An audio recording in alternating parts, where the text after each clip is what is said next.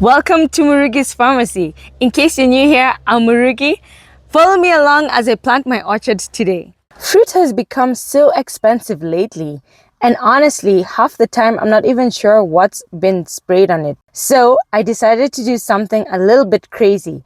I started my own orchard. And today I'm going to show you why I did it, how I planted it, and what I planted. So if you've ever dreamed of growing your own fruit trees, this video is for you.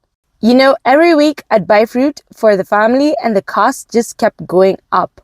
Mangoes, apples, avocados, passion fruit, grapes, strawberries, pixies. By the time you add everything, it's a lot. But it wasn't just about the money.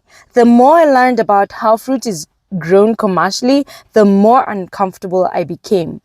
Some fruits are sprayed over 10 times before they reach the shelf. Then they are waxed, preserved, and sometimes they even add artificial ripening agents, and they never tell you. It's really scary.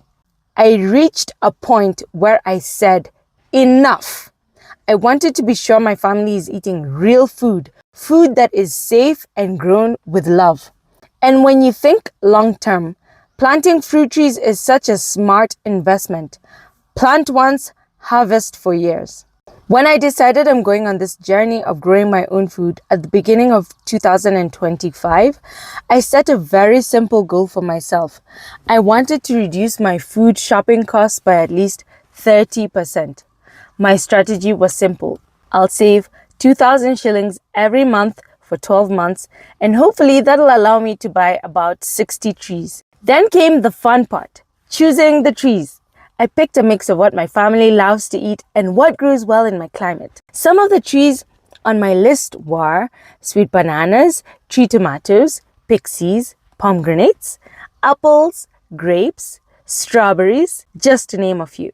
When June came around, I drove to Jomo Kenyatta University along Thika Road to buy certified seedlings. It's very important to start the right way.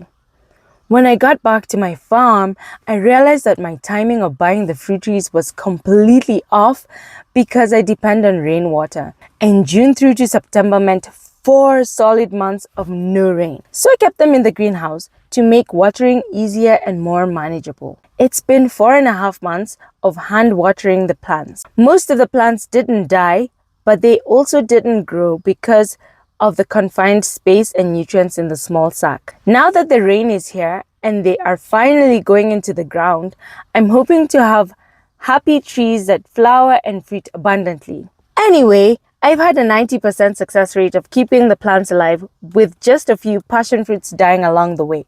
So I'm still happy.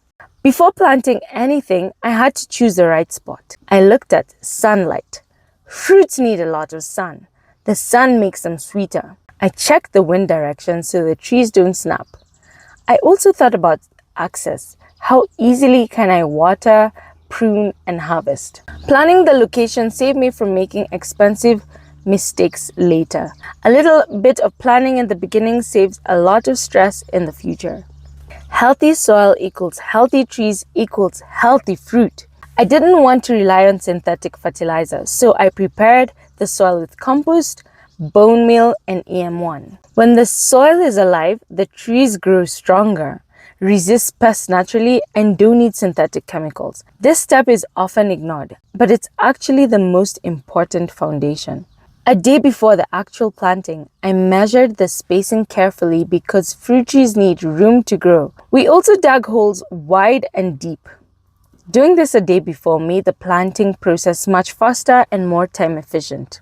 The actual planting day was so much fun. I have about 60 trees to plant, so to make it more manageable, I split the planting into 3 or 4 days. I added compost, manure, bone meal, and EM1 into each hole and watered well, really well, to reduce the transplant shock as much as possible.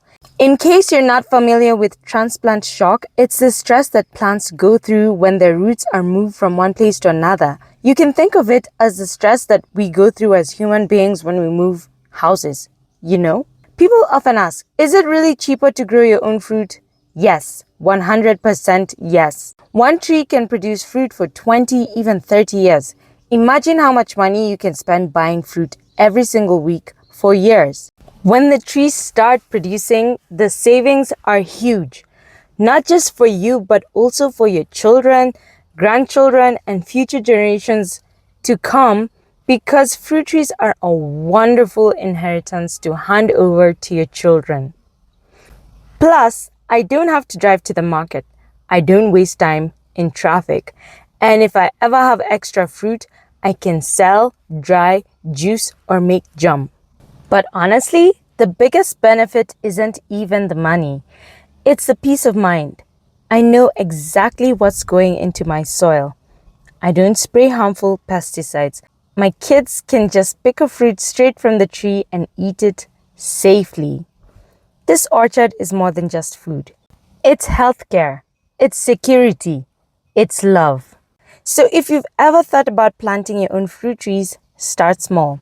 Start simple, but just start.